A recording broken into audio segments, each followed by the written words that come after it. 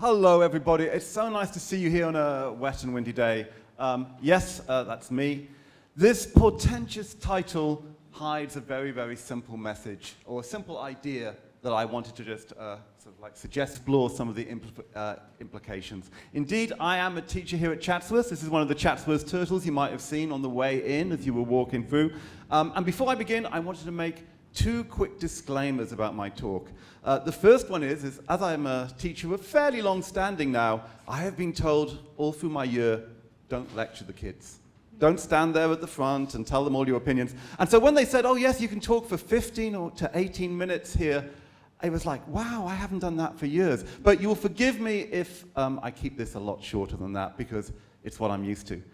The second thing is the subject. The TED Talk is about the meaning of me. And my friends would be a little bit surprised to see me here because they know that generally I don't talk about myself an awful lot. And as you'll see, I have a little twist in my presentation where I'm going to end up trying to talk about. So this is what's going to go through. So what would be is that the younger self of mine had a dream, okay? And it wasn't standing on a stage in front of lots of people. It was quite the opposite. I always dream would be is, if you see here, this is my daughter here, actually in Iceland, but see that little cabin off in the distance? I always had this sort of like little idea that one day I would end up in some nice secluded natural area, free to read all the books I wanted to do, free to play the odd computer games, free to eat, enjoy the nature, enjoy the seasons, and quite a sort of splendid isolation. And I didn't do this, and this was a very good thing that I didn't keep this dream. And the reason I changed my mind was because of two things that made me come up with my simple idea for today. The first one was one of the many books that I've read. There is an American author called Paul Auster who wrote a book called The City of Glass. Now, if you're a Mortal Instruments fan, it's not that series. This was a postmodernist book that told a really creepy tale that sticks with me to this day. In the novel, which I have to hasten to remind you is fictional, it's not true, a father decides that the world is so sort of impure and sinful and distrustful that he wants to raise his child in as a perfect environment as he can. And so he locks him in a room for 9 years with no contact with the outside world and no light in order that he might speak with the voices of angels. Let me remind you, this is not a true story. But even this image in this fiction made me ponder and made me consider my idea of splendid isolation. Maybe it isn't so good to be totally divorced from the world, because of course this character, when he came out, could not communicate, could not identify, could not fit into the world in which they found themselves. The second thing was something a lot lighter that one of my university friends said to me. A mutual colleague of ours was having a really, really bad time, really going through a tough time.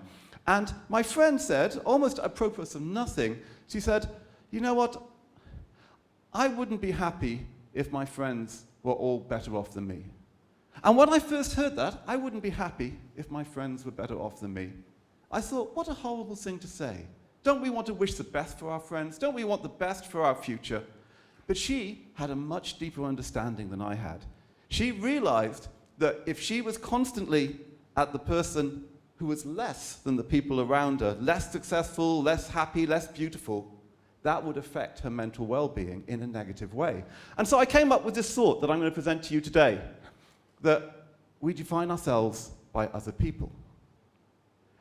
Now, people might say, yes, of course, yes, I have my sense of self, and then we have to go around and people challenge me, or people might change my opinions, but I'm a little bit purer than this. A bit like that fictional boy trapped in the room.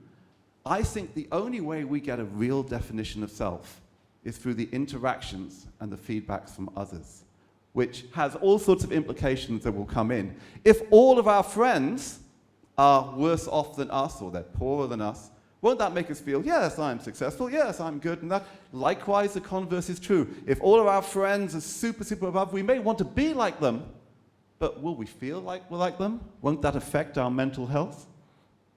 Now, this is the imagination. This is sort of like the thing you can see from a theatre in Cardiff.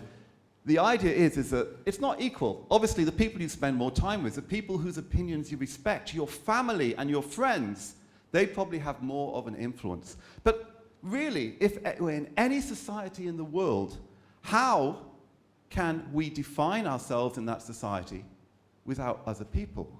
You might be the same person, But if you're in a different society, they might perceive you differently. You will feel differently about yourself.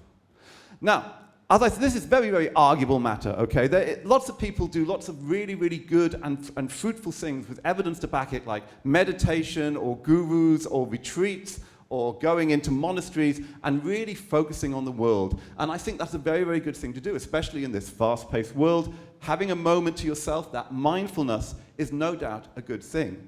But I would argue it doesn't teach you about yourself. It might connect you with the wider world. It might make you challenge some of your views.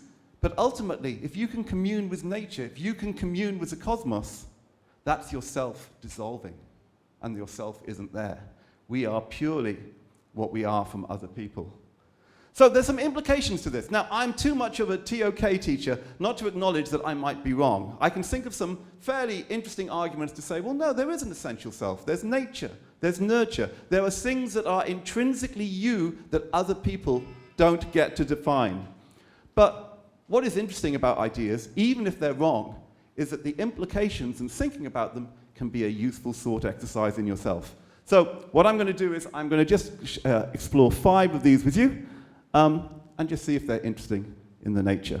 The first one is, well, it's exactly what my friend said. Don't have friends who are all happier than yourself.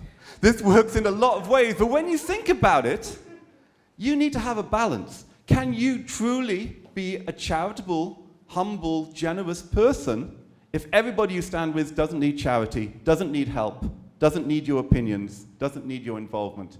And vice versa. We need to have a rounded set around us. And this is very, very fascinating. And so my friend taught me a lot there, even though at the time I was shocked by it.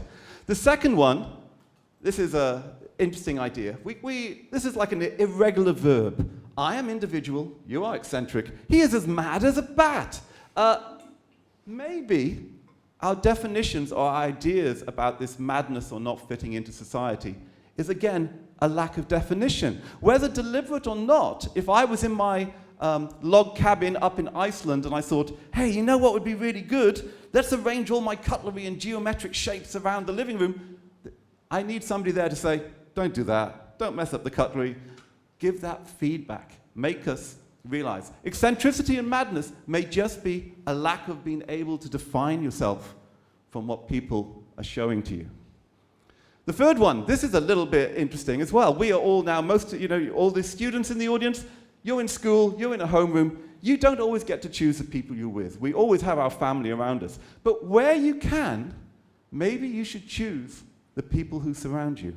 If you have a little bit of leeway, think about how are they reflecting you? How are they making you feel?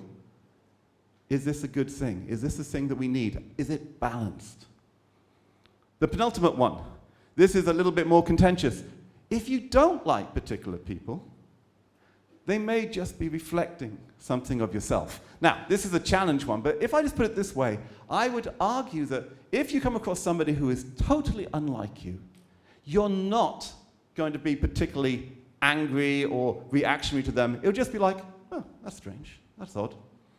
But often people reflect back either your bad habits or the habits you really wish to avoid.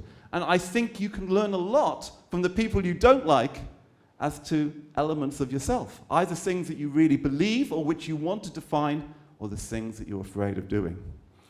And last but not least, if you accept the idea that we are defining ourselves by other people, then you yourself, as we go around in all of our relationships and interactions, we are actively or passively helping to define everyone else.